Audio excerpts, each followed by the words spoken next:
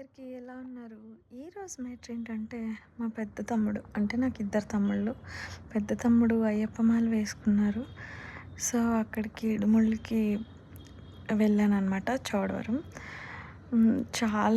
చాలా సంవత్సరాలయిపోయింది నేను ఇడుముళ్ళు చూసి. అలా నా చిన్నప్పుడు నేను 4 టైమ్స్ మాలేసుకున్నాను.